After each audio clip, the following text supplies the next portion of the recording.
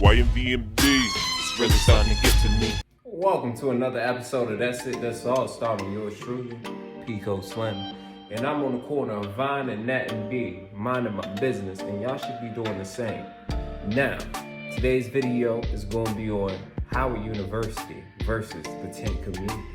Yeah, that's right, the tent community. Those are the students that go to Howard University who are being forced to sleep outside because the living conditions inside of the building is getting ridiculous.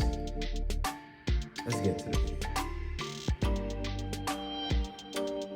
It is my understanding that this has been going on since about the second week of October. From my understanding, happened early on in the week where they had to get everybody evacuated out because they had a rodent issue, a severe rodent infestation, and unfinished construction. So you know if the construction is going on, that actually brings rodents, but that's another story for another day. Then later on in the week, they had to get evacuated again because the thing looked like Deep Blue Sea. Y'all know Deep Blue Sea, the joint with LL Cool J when he was walking through the little tunnel like this and the water was like up there. He was just... It's the only movie that I know first that a black person did not die in. The black man character didn't die. Shocked me. Shocked. Deep Blue Sea, people. Deep Blue Sea. But anyways, yeah, I don't mean to be making no slice. I'm not trying to make jokes about the situation because it's a real life situation. But they're treating us like it's a joke. You feel me? They're treating it like it's a joke. Because the last time I checked, if somebody's paying you some type of tuition, isn't there some type of rental insurance? When does the rental insurance kick in? You feel me?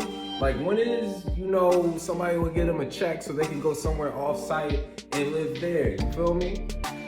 Or do they gotta do it themselves? Do they gotta get online, go to Craigslist and all that, and get that all loaded up and try to get them an apartment? Even though they did get the school tuition for room and board. But that right there is the stuff that makes me sick. There's another part of it that makes me sick. Imagine this. Imagine you live on the West Coast and you grew up in an affluent area and everybody that you grew up around with doesn't look like you.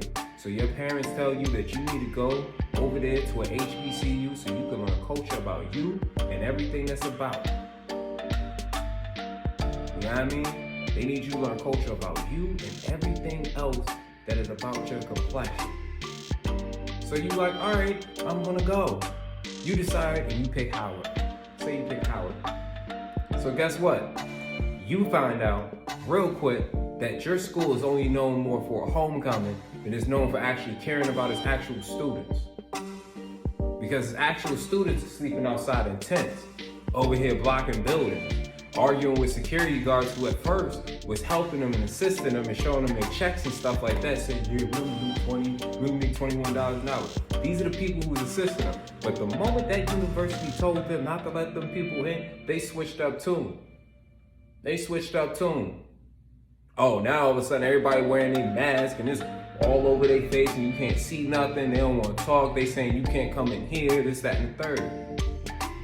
Look how we treat ourselves. And the funny part is, they look just like the people who out there in them tents. They look exactly like them. Exactly like them. These corporations and companies keep forgetting that they are employing real people. And for some reason, the real people element is never kicking in because we never want to come in to assist each other. Like this is a time where if you see that they're doing something wrong, when you see somebody's doing something wrong to somebody, if you don't say nothing, then you are complicit. If you sitting there, you know what I mean, reaping the benefits off of it too, oh, you definitely going down.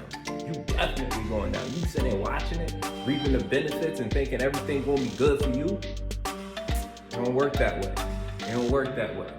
But to that kid who lived in California, Oregon, Wyoming, wherever they lived at, and they came from their state all the way here to learn history just to find out that your school cares more about a homecoming than it actually does about the actual students and graduates, or let's even say, the HBCU even status, you know what I mean? How many black people are they really recruiting to come back to them? Because last time I checked, every time I used to go up there, I used to see a lot of other people that didn't look like me I used to be happy to see people who look like me, but I ain't see a lot of those people. It almost look like a damn PWI, if you ask me. But that's another story for another day. All right, so we understand all that is going on. So who's there to help them? These are the people that help them. The locals, the people who live around there in that general area of Howard University, they're helping, and the alum are helping. But the only thing that's funny about that is most of the locals now around Howard University, it's a gentrified area. So it's not even the people of the descent that's actually coming to assist. It's really a mixing bowl of everybody. But what that does is that diversifies a HBCU. And they've been trying to diversify HBCUs. Why? So they could take them away from us. You get it? And you like, oh, why would they want to take an HBCU away from you? Why would they want to do that? Because they know what our power can be if we all unite. Instead of sitting here argue and fight and worry about little type of facts. They worry about the little tiny facts, the small print facts, instead of looking at the overall goal of what we're trying to do. You can sit here and you can stare at the little facts all you want. But what you're really saying is you're scared of change. You're scared because you don't know what you can actually do if change happens. You don't know how you can get that food so easily. You don't know where any of that electricity is coming from because you don't know. Because you don't know, you won't let them hit you up real quick. But the Tuskegee experiment can exist less than 100 years ago. Or the thing when they was giving the little black boys a shot and they had a 236% higher chance of having autism off of that shot. That was actually came out in my generation time. I think it was in the late 90s, I think, that shot came out. But the dude goes and he tells people, hey, I found out that black boys get infected with autism at a higher rate. And the guy's like, yeah, I know. And then the other scientists, the other white scientists, like, I didn't know that. You need to blow whistle on this. This is how they work, man. It's a game, man. It's a game. These are the games that they play. But again, y'all jump out here for a junkie 24/7. Y'all jump out here for a junkie 24/7, you feel me? Everybody protests for a junkie. That's what y'all did as a people. And that's what they made y'all do. Because they picked the particular person in which that they were going to have you rally around. Why? By showing it on TV 24/7, over and over and over and over again. No, they didn't want to give you the prestigious black man. No, they wanted to give you the junkie. And they wanted everybody to rally around that junkie. And then they wanted to make a statue for that junkie. Like, I don't mean to be offensive at all and none of that stuff. But come on, man. Y'all rallied around a junkie. A junkie. Y'all know who I'm talking about. I don't even gotta mention his name. Gave the man a statue and he ain't do nothing for our people. Not one thing. There ain't one thing he did for our people. What did he do? He got a statue. But what did he do for our people? Let's really think about that. They be doing that. They be giving statues. They be giving street names. They be giving school names. They be giving out everything. But no legislation. No legislation to help us out. Nothing to protect us. No legislation. They give you free money, they give you a day, you know what I mean? They don't care about none of that stuff. And you can tell what they don't care about because when they had the heebie-jeebies going on and they was offering it and they was trying to get people to take it, you know what I mean, with incentives, they was giving away burgers, money, food, all types of stuff, TVs, Xboxes, you know, they was giving out raffle tickets and stuff like that. Games, you can go to the game and stuff like that. This is what they was doing, man. This is what they was doing.